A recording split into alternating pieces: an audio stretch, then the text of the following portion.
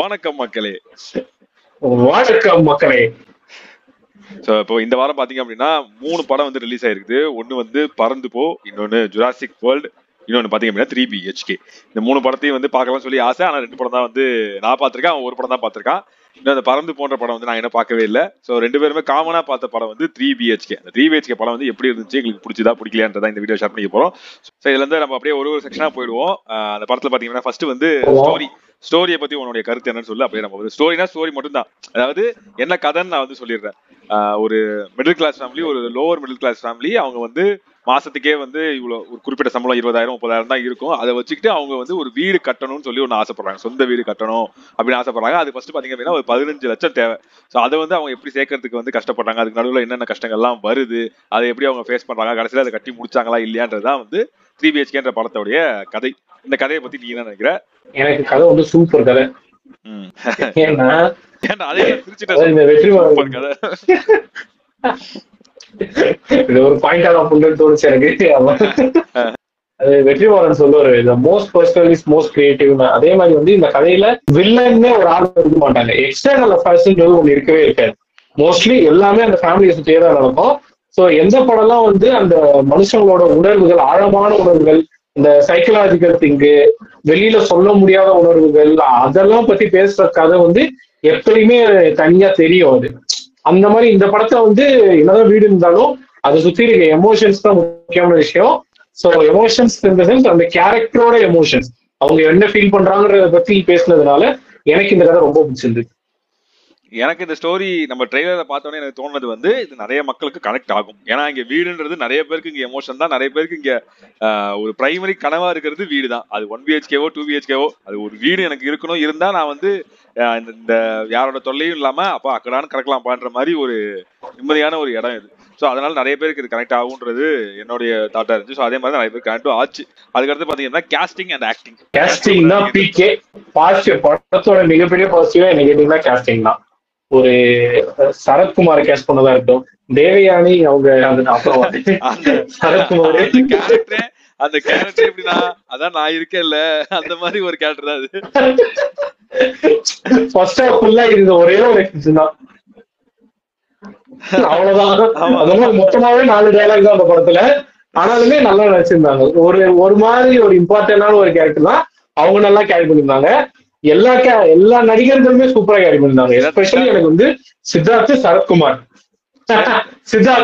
தங்கச்சி கேரக்டர் சூப்பரா பண்ணிருந்தாங்கல்ல. தங்கச்சி கேரக்டர் ஹீரோயின் கேரக்டர் ஆமா அவங்க சூப்பரா பண்ணிருந்தாங்க. இவங்க 2 பேர் தான் ஃபுல்லா இது படத்தை கேரி பண்ணது. இவங்க 2 பேர் தான். சித்தார்த் வந்து once again he proved he is a great actor after a long time. சித்தாக்கு அப்புறம் நிறைய அடிகள் வாங்கி சரத்குமார் ஆக்டிங் ரொம்ப பிடிச்சிருந்தது. எனக்கு வந்து ஆக்டிங்லயே எனக்கு ரொம்ப பிடிச்சது பார்த்தா அப்படின்னா எனக்கு அந்த தங்கச்சி ஆக்டிங் தான் எனக்கு பர்சனலா ரொம்ப பிடிச்சது. அந்த ஒரு சீன்ல எல்லாரும் தூக்கி சாப்பிட்டு போயிட்டாங்க, அந்த மாதிரி இருந்துச்சு. எனக்கு இவ்வளவு பண்ணீங்களே, ஏதாவது விசாரிச்சீங்களா, நல்ல ஸ்டேட்டஸ் கட்டி கொடுத்தீங்களே, பொறுத்துட்டு போ ஃபியூச்சர் நல்லா இருக்கும், பொறுத்துட்டு போ ஃபியூச்சர் நல்லா இருக்கும்னு சொன்னீங்களே அப்படி சொல்லி அதெல்லாம் பேசி முடிச்சு அந்த டேபிள்ல அப்படி தட்டி அழுவும் பாரு, அது பீக்கு. அது ஒரு லேடி அழுகுறப்போ கரெக்டா அந்த இடத்துல இருந்து தேவயானி தான் வந்து சமாதானப்படுத்துவாங்க. லைக் அதை வந்து ஒரு ஆம்பளையால புரிஞ்சுக்க முடியும். இந்த பக்கம் ஒரு லேடி அவங்க அழுகுறதை இன்னொரு லேடியா தான் புரிஞ்சுக்க முடியும் சொல்லி அவங்க தான் வந்து கட்டி பிடிச்சி சமாதானப்படுத்திருப்பாங்க. ஸோ அந்த ஒரு தங்கச்சி கேரக்டர் அவங்க போல்டாவும் இருப்பாங்க, நிறைய டைம்ல ரொம்ப பிராக்டிகலாவும் அவங்க நிறைய இடத்துல பேசியிருப்பாங்க. ஸோ அந்த பொண்ணோட கேரக்டர் ஆகட்டும், ஹீரோயினோட கேரக்டர் வந்து அதுவும் ஆஃப்டர் அந்த ஒரு செகண்ட் ஹாஃப்க்கு அப்புறம் அவங்க திரும்ப ரிட்டர்ன் கொடுக்குறப்போ அவங்களுக்கும் சித்தார்த்துக்கு எமோஷன் அதுல அவங்க ஒரு மாதிரி ஒரு தவிப்பாங்க. சித்தார்த்தை பார்த்து பேசவும் முடியாம, பேசாம இருக்கவும் முடியாம, அதெல்லாம் பயங்கரமா நடிச்சிருந்தாங்க. அண்ட் நீ சொன்ன மாதிரி சித்தார்த் அண்ட் சரத்குமார் வந்து ஒரு கட்டத்துக்கு, அது நம்ம நெகட்டிவ்ல நான் ஒரு இது வச்சிருக்கேன், சரத்குமார் ஒரு கட்டத்துக்கு மேல ஒரே ஸ்டாக் எக்ஸ்பிரஷன் கொஞ்சம் வச்சிருந்தாரு. பட் சித்தார்த் வந்து சூப்பர். சின்ன வயசுல இருந்து சரி கடைசி வரைக்கும் அந்த கொஞ்சம் வயசான வரைக்கும் சூப்பரா பண்ணியிருந்தாரு. கேஸ்டிங் அண்ட் ஆக்டிங் பக்காவா இருந்துச்சு. அடுத்தது வந்து சினிமாட்டோகிராஃபி அப்புறம் மியூசிக், இதை எடுத்து பேசலாம். சினிமாட்டோகிராஃபி எனக்கு என்ன அப்படின்னா, சொல்லுவாங்க ஒரு பறந்து விரிஞ்ச இடத்த வந்து சினிமாட்டோகிராஃபி எடுத்து காமிக்கிறதுக்கு நிறைய விஷயங்கள் இருக்கும், அது கொஞ்சம் ஈஸி ஒர்க். பட் இந்த சின்ன 4 செவத்துக்குள்ள காமிக்கிறது வந்து ரொம்ப கஷ்டம். அவங்க வீட்டுக்குள்ளதான் நிறைய எமோஷன்ஸ் நடக்கும். அது நிறைய இடத்துல வந்து இந்த ஒரு சில இடங்கள் வந்து டார்க்காவே இருக்கணும். அதாவது சித்தார்த் வந்து ஃபெயில் ஆகி உட்காந்துருக்கப்போ அது வந்து டார்க்கா தான் இருக்கணும் அந்த இடம், அந்த வீடே ஒரு மாதிரி இருட்டான மாதிரி இருக்கணும். ஒரு சில பாசிட்டிவான விஷயம் நடக்கிறப்போ அந்த வீடே வெளிச்சமா இருக்க மாதிரி காமிக்கும். ஸோ அதெல்லாம் கரெக்டா பண்ணியிருந்தாங்க. ஒரே ஒரு சின்ன நெகட்டிவா எனக்கு பட்டது என்ன அப்படின்னா, இப்போ ஏதாவது ஒரு விஷயம் பேச வராங்க அப்படின்னா, இப்போ ஒரு சோகமான விஷயம் நடக்குது, சித்தார்த் ஃபெயில் ஆயிட்டாரு, இல்ல வந்து சரத்குமாருக்கு ஏதோ ஒரு பிரச்சனை வந்துச்சு அப்படின்னா, அசம்பிளி கூடுற மாதிரி 4 பேர் கரெக்டா வந்து கூட்டிடுறாங்க. பொசிஷன்ல வந்து அழகா கரெக்டா 4 பேர் வந்து நின்றுவாங்க. நல்லா நோட் பண்ணி பார்த்தீங்கன்னா தெரியும். எல்லா சீன்லயும் இப்ப சித்தார்த் வந்து அவங்க அப்பா கூப்பிட்டாரு அப்படின்னா தேவயானி வந்துருவாங்க, தங்கச்சி வந்துருவாங்க, எல்லாம் கரெக்டா இல்ல இந்த பொசிஷன்ல இல்லைங்க, ஓகே ஃபைன், எல்லாம் நின்ட்டீங்களா, இப்பதான் நான் பேசுவேன். அது ஒரு நேச்சுரலா அப்படி வர்றது, ஒரு அவங்கவுங்க ஒரு வேலையை பார்த்துட்டு இருப்பாங்க, அதுல அப்படியே கான்வர்சேஷன் நடக்கும். அந்த மாதிரி இல்ல, ஸ்டேஜ் பண்ண மாதிரி 4 பேரும் 5 பேரும் அப்படியே நின்றுட்டு இருந்தாங்க. சோ அது ஒண்ணுதான் சின்ன ஐடியா வச்சு, மத்தபடி வந்து நல்லா பண்ணியிருந்தாங்க. மியூசிக் சொல்லுங்க. மியூசிக் எனக்கு ஒரு பாயிண்ட் மேல டவுட் ஆயிடுச்சு, இது ஒரு ஷான் ரால்டன் மியூசிக்கா இருக்குமோ, ஒரு மாதிரி செம டவுட் ஆயிடுச்சு. ஏன்னா எமோஷன் தான் முக்கியன்றப்போ ஃபர்ஸ்ட் ஹாஃப்ல எல்லாம் ஆரம்பிப்பாங்க அவங்க. அப்ப சரத்குமார் ஒரு மாதிரி சோகமா உருன்னே உட்காந்துருப்பாரு. நார்மலா ஒரு மூஞ்ச பார்த்தா கூட அவ்வளவு சுகமா இருக்காது. அதுல மியூசிக்க போட்டு நம்மள இன்னும் அழ வைக்கிறான் பாத்துக்கல. அதுதான் ஏன்னா ஃபர்ஸ்ட் ஹாஃப்ல வந்து அதுதான் எமோஷனை டிஃபைன் பண்ணுது. அதுக்கு மிகப்பெரிய ஹெல்ப் பண்றது எனக்கு கேட்ட மியூசிக் தான். அந்த படம் ஆரம்பிச்சதுல இருந்து இவங்க வீடு தேடுற ப்ராசஸ்ல ஃபுல் அண்ட் ஃபுல் பெரிய ஹெல்ப்பா இருந்தது மியூசிக் தான். பயங்கரமா இருந்தது. அதுலயும் ஒரு ரேப் சாங் எல்லாம் ஒண்ணு வரும், ஒரு மாதிரி மோட்டிவேஷனல் சாங் மாதிரி எல்லாம் ஒண்ணு வரும். அதெல்லாம் சூப்பரா இருந்தது, பயங்கரமா என்ஜாய் பண்ணாங்க ஜாலியா. இதை வந்து பாட்டு மியூசிக் நீ சொன்ன மாதிரி பிஜிஎம் வந்து கரெக்டா ஹெல்ப் பண்ணிச்சு எமோஷனுக்கு. எந்த விதத்துலயும் பாட்டுமே வந்து ஒரு பாட்டோ 2 பாட்டோ தான் வந்துச்சு, எதுவுமே டிஸ்டர்ப் பண்ற மாதிரி இல்ல. நல்லா போயிட்டு இருக்கு, எதுக்குடா பாட்டு வருது போன்ற மாதிரிலாம் தோணவே இல்லை. அது அப்படியே அந்த கதையோட அப்படியே ஒன்றி அப்படியே போயிடுச்சு, டிஸ்டர்ப் பண்ணவே இல்லை எங்கேயுமே. ஸோ அதுவே வந்து சூப்பர். ஓகே, ஸோ மியூசிக் டைரக்டருக்கு கூடோஸ். அடுத்தது கடைசி பாயிண்ட், இதுதான் வந்து முக்கியமான பாயிண்ட். இதுதான் வந்து எல்லா படத்துக்கும் வந்து அது நல்லா இருக்குதா இல்லையான்னு முடிவு பண்ணோம். ஸ்டோரியை தாண்டி, சினிமாட்டோகிராஃபை தாண்டி, ஆக்டிங்கை தாண்டி, screenplay and emotional connect. இது screenplay and emotional connect மறந்துட்டேனே. ஸ்கிரீன் பிளே இவரோட கடைசி படம் மாதிரி இந்த படமும் ஒரு மாதிரி ரொம்ப ஒரு ஸ்டெடி பேஸ்ல தான் போச்சு. ஆக்சுவலா இந்த படமுமே ரொம்ப விறுவிறுன்னு போல, ரொம்ப ஸ்லோவாகவும் போல, ஒரு ஸ்டெடி பேஸ்ல இதுதான். ஏன்னா அவங்க கவர் பண்றது ஆல்மோஸ்ட் 20 இயர்ஸ் கவர் பண்ணணும் இப்ப படத்துல ஸ்கிரீன் பிளேலயே. ஸோ அந்த 20 இயர்ஸ் வந்து ஒரு டைம் ஷிப்ட்ல இருந்து இன்னொரு டைம் ஷிப்ட் போகும்போது நமக்கு புரியாம இருக்கக்கூடாது. ஒரே டைம் ஷிப்ட்ல நிறைய ஈவெண்ட்ஸ் நடக்கும் போது அது நமக்கு லேகும் அடிக்க கூடாது. அதை வந்து ரொம்ப ரொம்ப கிளீனா சிம்பிளா பண்ணியிருந்தாரு. ரொம்பவும் காம்ப்ளிகேட்டும் பண்ணல, ரொம்பவும் சிம்பிளிஃபையும் பண்ணல. கரெக்டா எது சொன்னா எவ்வளவு ஈஸியா புரியுமோ அவ்வளவு ஈஸியா புரியுற மாதிரி இருந்துச்சு. அதே மாதிரி அந்த ஸ்கிரீன் பிளேல வந்து ஒரே ஒரு கோர் எமோஷன் ஒண்ணுதான், வீடு கட்டுறதுதான் இப்ப விஷயம். அந்த வீடு கட்டுறத எக்ஸ்டர்னல் ப்ளஸ் இல்லாம இவங்க வாழ்க்கையில வீடு கட்டும் போதெல்லாம் என்னெல்லாம் பிரச்சனை வருது அப்படிங்கறத மெயின் ஸ்கிரிப்டா இருந்துச்சு. அது எல்லாத்தையும் தாண்டி எனக்கு ரொம்ப பிடிச்சது ஓத்தாலுக்கு ரிலேட்டபிலிட்டி.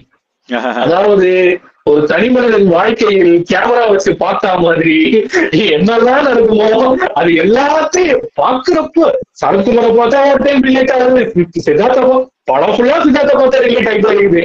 அதனால அழும்போது நானே இப்படிதான் அழுதாங்க, சரி இருந்துட்டு போறோம். எனக்கு ரொம்ப பிடிச்சது அந்த ரிலேட்டபிலிட்டி தான். நாங்க 2 பேருமே டிஃபரெண்டான ஒரு வேர்ல்டுல இருந்து வந்திருக்கோம். நான் வந்து மிடில் கிளாஸ்ன்னு சொன்னாலுமே பெருசா இந்த அவங்க இந்த படத்துல காமிச்ச மாதிரி வீட்டுக்குள்ள தண்ணி போறதா இருக்கட்டும், இல்ல வந்து டெய்லி வாழ்க்கைக்கு கஷ்டப்படுறதா இருக்கட்டும், இல்ல மாச சம்பளம் வந்தாதான் வந்து ஓட்ட முடியுன்றது எனக்கு தெரியாம அப்பா பாத்துக்கிட்டாங்க.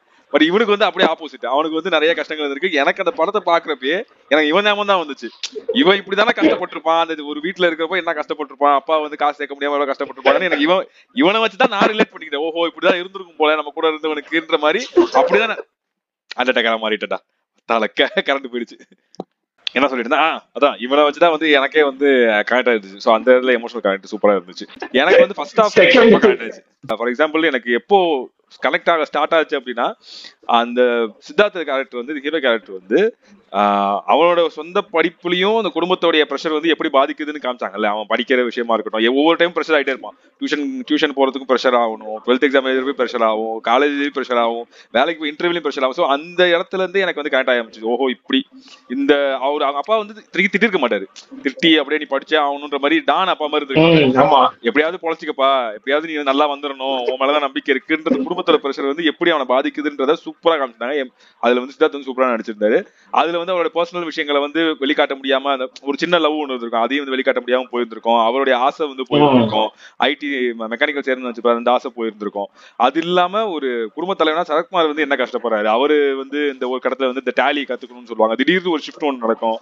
சோ அந்த எமோஷனல் இதெல்லாம் வந்து கரெக்டா ஒரு நல்லது நடக்கிற மாதிரி ஒரு பேட்டர்ன் இருந்துட்டு இருக்கும். நல்லது நடக்கிற மாதிரி இருக்கும், அப்படியே டக்குனு டவுன் ஆவாங்க. திரும்ப ஒரு லைட்டா நல்லது நடக்கிற மாதிரி அப்படியே டவுன் ஆவாங்க. ஆமா. சோ அந்த ஒரு விஷயம் வந்து நல்ல இவங்களுக்கு கடைசி வரைக்கும் ஒரு வீடு கிடைக்கிறதுக்குள்ள என்ன சிக்கி சின்னாமணம் ஆவறாங்கன்றது அது நல்லா காமிச்சிருந்தாங்க. ரொம்ப எமோஷனல் கனெக்ட் வந்து அந்த இடத்துல நல்லா இருந்துச்சு. நிறைய இடத்துல ஃபர்ஸ்ட் ஹாஃப்ல தான் நிறைய இடத்துல அழுதுட்டு இருந்தா, அதுவும் முக்கியமா வந்து அப்பா மாதிரி ஆயிடாதப்பான்னு சொன்னோடனே அழுதுட்டேன். அவ்வளவுதான், வெடிச்சிருச்சு எனக்கு.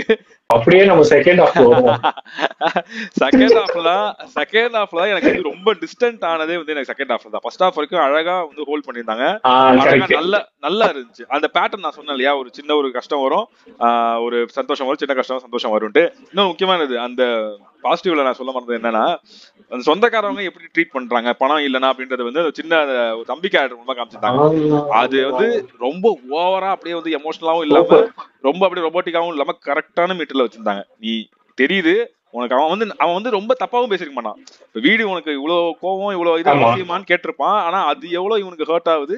பிளஸ் உன்னை நம்பி நான் எப்படி காசு கொடுக்கறது அந்த சொந்த அண்ணன் கிட்டே கேட்கறப்போ வந்து அதை விட வேற ஹர்ட்டிங்கான வேர்ட்ஸ் எதுவுமே இருக்காதுன்ற மாதிரி தான் இருக்கும். அதுக்கப்புறம் இதெல்லாம் வந்து ரொம்ப பேக்டா கரெக்டா ஃபர்ஸ்ட் ஹாஃப்ல முடிக்கிறப்போ ஓகே ஃபைன். இப்போ செகண்ட் ஹாஃப்ல என்ன கஷ்டப்பட போறாங்க, எப்படி வந்து இவங்க இது வாங்க போறாங்கன்ற மாதிரி எனக்கு தோணி இருந்துச்சு. யோசிச்சுட்டு இருந்தேன், சரி என்ன ஆக போகுது, என்ன எப்படியே கட்டிடுவாங்களா மாட்டாங்களான்ட்டு. செகண்ட் ஹாஃப்ல எனக்கு பிரச்சனை என்ன அப்படின்னா, இந்த பேட்டர்ன் திரும்பவும் செகண்ட் ஹாஃப் ஃபுல்லா ஃபாலோ ஆயிட்டே இருந்துச்சு. ஒரு கட்டத்து மேல எனக்கு தெரிஞ்சிருச்சு இது இப்படிதான் நடக்க போகுது, இவங்க வீடு கட்ட போவாங்க, ஏதாவது பிரச்சனை. இப்ப பாரு, இப்ப இந்த யோகி பாபு சீன் வரப்ப எனக்கு நல்லா தெரிஞ்சுது. இப்ப பாரு, இப்ப இதை கண்டிப்பா ஏதாவது பிரச்சனை வரப்போகுது, ஏதோ இந்த காசு வேற இடத்துக்கு போகுது, அங்க இடத்துல வீடு கட்டாம போறாங்க. அதே மாதிரி நடந்துச்சு. திரும்பவும் ஒரு பிரச்சனை வந்துச்சு, திரும்பவும் ஒரு சந்தோஷமா ஓகே வீடு கட்டிடலாம் லோன் வாங்கிடலாம்னு சொல்லி அவங்க ஒய்ஃபை யாரோ பண்ணாங்க, திரும்பவும் அப்படியே டவுன். இது எப்படி கிளைமேக்ஸ், நீ வந்து வீடு கிளைமேக்ஸ் எல்லாம் கட்டி பிடிக்க போற, அது வரைக்கும் நீ என்ன சொன்னாலும் நம்ப மாட்டேன்ற நிலைமைக்கு நான் வந்துட்டேன். அந்த இடத்துலதான் நான் டிஸ்டன்ஸ் ஆனது. கரெக்ட் வந்துருச்சு. எனக்கு செகண்ட் ஹாஃப்ல அதே மாதிரி பேட்டர்ன் அதே மாதிரி ஃபாலோ ஆச்சு. எனக்கு எங்க கொஞ்சம் டிஸ்டன்ட்ன்றத தாண்டி என் கதை வந்து எங்க என்ன கதை வேற எங்கேயோ போற மாதிரி இருக்கேன்னு தோணுச்சுன்னா, அந்த லவ் போர்ஷன்ஸ் நடுவில் வரும்போதுதான் ஆக்சுவலா எனக்கு தோணுச்சு. அந்த லவ் போர்ஷன் அப்புறமா சித்தார்த்து வேலை சம்பந்தப்பட்ட ஒரு சில போர்ஷன் வரும், அதெல்லாம் பார்க்கும்போதுதான் என்ன கதை இது இல்லையேன்ற மாதிரி லைட்டா தோணுச்சு. பட் அதுவுமே கொஞ்சம் இன்டென்ஷனலா வச்ச மாதிரி தான் இருந்துச்சு. ஏன்னா வழக்கமா இப்போ மிடில் கிளாஸ்க்கு ரிலேட்டபிளா எடுக்கிறாங்க. எல்லா மிடில் கிளாஸும் எண்ட் ஆஃப் த டே என்ன பண்றதுன்னா, பிடிச்சவையோ பிடிக்காத வேலையோ சர்வைவலுக்காகவும் அடுத்த ஜெனரேஷனுக்காகவும் ஏதோ ஒரு வேலையை பார்த்துட்டு போயிடுவாங்க. ஆனா இந்த இடத்துல ஏன் அதை அப்படியே முடிக்கணும், அதை நான் லைட்டா பிரேக் பண்ண ட்ரை பண்ண மாதிரி இருந்துச்சு. பட் அந்த போர்ஷன் கொஞ்சம் ஒரு மாதிரி லேக் ஆன மாதிரி தான் எனக்கு இருந்துச்சு. ஆனா அது முடிக்கிறப்போ ஒரு மாதிரி நல்லா இருந்துச்சு. அந்த இடத்துல என்ன ஆயிடுச்சுன்னா, அந்த ஒரு ரியாலிட்டியை தாண்டி கொஞ்சம் சினிமாட்டிக் லிபர்ட்டி எடுத்துட்டாங்களோன்னு தோணுச்சு. படம் ஃபுல்லா இந்த படத்தோட பெரிய பாசிட்டிவ் வந்து ரியாலிட்டி நம்ம கூட ரியலிஸ்டிக்கா கனெக்ட் ஆகுறது தான். டக்குன்னு வந்து இல்ல நான் வந்து எல்லா வேலையும் விட்டுட்டு நான் ஃபர்ஸ்ட்ல இருந்து நான் வந்து ஸ்டார்ட் பண்ண போறேன்னு சித்தார்த் கேரக்டர் மட்டும் இல்ல தங்கச்சி கேரக்டரும் ஆரம்பிச்சிடும். டக்குன்னு சக்சஸ் வந்துடும். அந்த இடத்துல கொஞ்சம் ரஷ் பண்ணிருப்பாங்க. அது என்னன்னா படம் வந்து அந்த ரியலிஸ்டிக் டோன்ல இருந்து திடீர்னு மோட்டிவேஷனல் டோனுக்கு போயிடும். அந்த சீன் என்னதான் மோட்டிவேஷனலா இருந்தாலுமே டப்புன்னு கொஞ்சம் டிஸ்டன்ட் ஆயிடும். கொஞ்சம் புரியாது நமக்கு, என்ன இப்படி இல்லாம பண்ண முடியும்ன்ற மாதிரி ஒண்ணு இருக்கும். பார்க்க நல்லா தான் இருந்துச்சு. ஆனா அந்த ரியாலிட்டி அந்த அட்டாச்மெண்ட் கொஞ்சம் அப்படியே கொஞ்சமா பிரேக் ஆயிடுச்சு. அதுவும் என்னன்னா எல்லாமே திடீர்னு நடக்கிற மாதிரி இருக்கும். எப்படின்னா அவ தங்கச்சி கல்யாணம், டக்குன்னு தங்கச்சி கல்யாணம், அந்த தம்பி வந்து சொன்ன உடனே தங்கச்சி கல்யாணம் பண்ண போயிருப்பாங்க. 25 லட்சம் வந்து செலவு பண்ண 35 லட்சம் செலவு பண்ணிருப்பாங்க. டக்குன்னு சித்தார்த்துக்கு கல்யாணம் போயிருப்பாங்க. அது எல்லாமே வந்து நீங்க ஓகே நீங்க ஏழைங்க தான், நீங்க கஷ்டப்படுறீங்க தான் புரியுது. ஆனா நீங்க முட்டாளுங்க இல்ல. அந்த சித்தார்த்தோட பார்த்த பொண்ணுக்கும் சித்தார்த்துக்கும் செட் ஆகலன்றது பச்சையா தெரியுது. ஆனாலும் காசுக்காக நீங்க வந்து வீடுக்காக நீங்க போறீங்களேன்றது வந்து தேவையான டயலாக் வைக்கணும்ன்றதுக்காகவே அந்த சீன் அவ்வளவு பெரிய சீனை வச்ச மாதிரியே இருந்துச்சு. இருந்தாலும் சரத்குமாரோட கேரக்டர் திடீர்னு வேற சைடு போயிடும். நல்லா நார்மலா இருந்த மனுஷன் திடீர்னு ஒரு மாதிரி நிறைய தப்பு பண்ண ஆரம்பிச்சிருவாரு, நிறைய கெட்டது கோவப்பட ஆரம்பிச்சிருவாரு. அது வந்து ஓகே தான், அது அக்செப்டபிள் தான். ஆனாலும் கொஞ்சம் திடீர்னு இருந்துச்சு. அவரோட கேரக்டருக்கு அந்த சேஞ்ச் அவ்வளவா தெரியல, திடீர்னு இருந்துச்சு ஒரு மாதிரி. சோ இந்த மாதிரியான வந்து சின்ன சின்ன தப்புகள் பண்ணதுனால கடைசியா அவங்க வீடு வாங்கியிருப்பாங்கல்ல, அது நம்ம பர்சனலா நம்ம அந்த இடத்துல வச்சு பார்த்ததுனால நமக்கு வந்து கனெக்ட் ஆயிடுச்சு. நம்மளும் வாங்கியிருந்தா இப்படிதான் சந்தோஷப்பட்டு கனெக்ட் ஆச்சே தவிர அந்த ஒரு இப்போ நம்ம ஜெயிச்சிட்டோம் மாறான்னு சொல்றப்போ ஒரு ஹாப்பினஸ் வந்திருக்கும்ல, இல்ல இறுதி சுற்றுல வந்து அந்த மாதம் அந்த ஹீரோயின் ஜெயிச்சதுக்கு அப்புறம் ஒரு ஹாப்பினஸ் வந்திருக்கும், சார்பட்டால வந்து அவன் ஜெயிச்சதுக்கு அப்புறம் ஒரு ஹாப்பினஸ் வந்திருக்கும்ல, அது இதுல வரல. அந்த ஒரு அந்த ஒரு எப்படியோ வாங்கிட்டான்டா வீடுன்ற மாதிரி வரல. ஜஸ்ட் லைக் அனதர் சீன் மாதிரி ஆயிடுச்சு அந்த சீன். அன்லஸ் நம்ம வந்து நம்மளும் வாங்கிட்டு அந்த வீட்டுக்குள்ள போறப்ப இப்படிதானே ஃபீல் பண்ணிருப்போம்னு நான் பர்சனலா நினைச்சதுனால எனக்கு ஆயிடுச்சு. அந்த இடத்துல நான் அழுதுதான். ஆனா அவங்க வந்து என்ன அழ வைக்கல, நானா நினைச்சு நானா அழுதுகிட்டேன். அப்படிதான் இருந்துச்சு எனக்கு. அதுல என்னன்னா இந்த படம் வந்து அதான் 20 years டைம் கவர் பண்ணோம், டைம் ஷிஃப்ட் ஆயிட்டே இருந்ததுல. எனக்கு அந்த கிளைமேக்ஸ் ஒட்டி ஒரு முக்கியமான டைம் ஷிஃப்ட் ஸ்கிப் பண்ண மாதிரி இருந்தது. சித்தார்த் வந்து அந்த ரீஸ்டார்ட் பண்ணி புதுசா ஒரு வேலைக்கு போயிட்டு கொஞ்சம் ஸ்டெடி ஆனதுக்கு அப்புறம் அப்படியே கட் பண்ணுவாங்க. கட் பண்ணி ஒரு டைம் ஷிஃப்ட் ஆயிரும். டப்புனு டைம் ஷிஃப்ட் ஆகி நம்ம இதுக்கு போயிருவோம், எண்டுக்கு போயிருவோம். அந்த ஒரு போர்ஷன் எல்லாம் காட்டியிருந்தா படம் சூப்பரா ஒரு மாதிரி சூரியனை போடுற அளவுக்கு இதா இருக்கும். அந்த ஒரே ஒரு குறைதான். ஆனா ஸ்டில் எமோஷன்ஸ் நல்லா கேரி ஆச்சு. தாரப்பாக்கா ஊத்துச்சு கண்ணீர். ஸ்டில் நல்லாதான் இருந்துச்சு. அதுதான் இது வந்து ஒரே ஒரு டிஸ்க்ளைமர் நான் ஃபர்ஸ்டே போகணும்னு நினைச்சேன். இதுக்கு வந்து ரெண்டு விதமான ஆடியன்ஸ், ரெண்டு விதமா கனெக்ட் ஆகும்.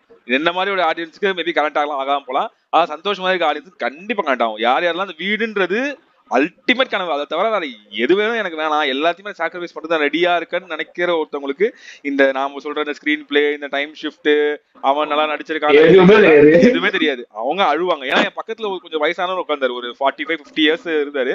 அவர் நைஸா அப்படி லைட் அப்படி பார்த்தாலும் தெரிஞ்சது கண்ணை தொடங்க. நிறைய பேர் ஹாப்பியா இருந்தாங்க அந்த எண்டிங்கை பாக்குறப்ப, ஹாப்பியா இருந்தாங்க. வீடு நம்மளும் வாங்கலாம் அப்படின்ற மாதிரி ஒரு பாசிட்டிவான நோட்டோட தான் போவாங்க. சோ இந்த படம் வந்து மோசமான படம் எல்லாம் கிடையாது. சில விஷயங்கள் சில பேருக்கு ஒர்க் அவுட் ஆகாம போலாம். அது மட்டும் தான்.